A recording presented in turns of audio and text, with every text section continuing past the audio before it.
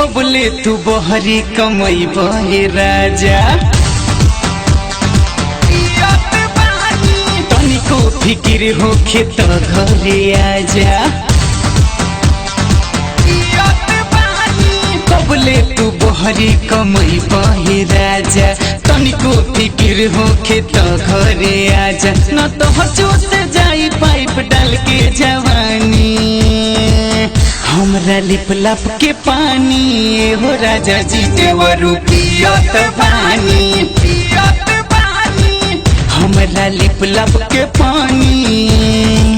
देवरू पियत पानी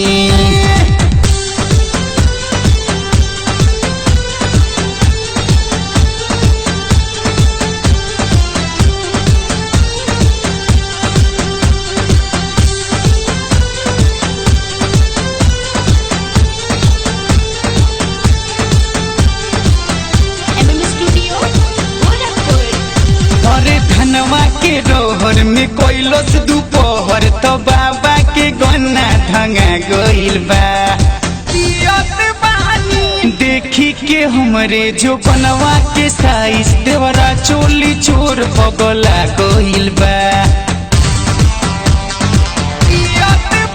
अरे धनवा के रोहर में कोइलस दोपहर तो बाबा के गन्ना धंगा गइल बा देखी के हमरे जो बनवा के साइज देवरा चोली चोर पगला गइल बा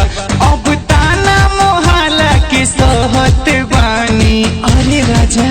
हमरा लिप लप के पानी हो राजा जी देवरू पियत बानी हमरा लिप लप के पानी अरे माई रे देवरू पियत बानी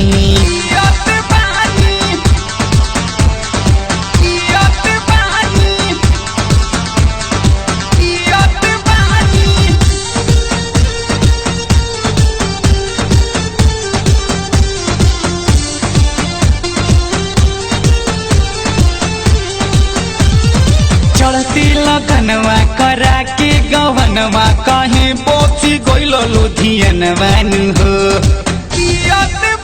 अब देवरा पवनवा न माने कहनवा बड़ा तंग होता पर खनवा हो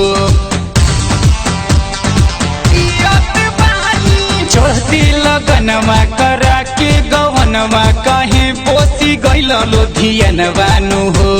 अब देवरा पवनवा न माने कहनवा बड़ा तंग करे खनवानु हो अब ताना मोहल्ला के सहत बानी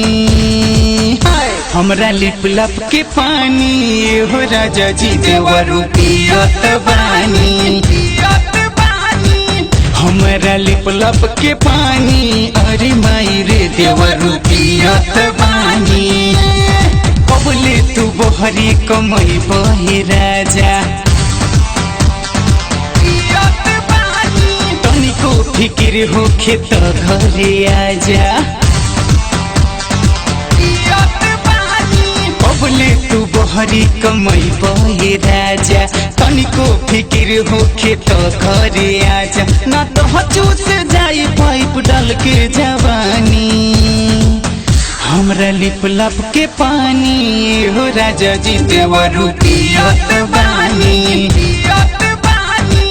हमरा लिप लप के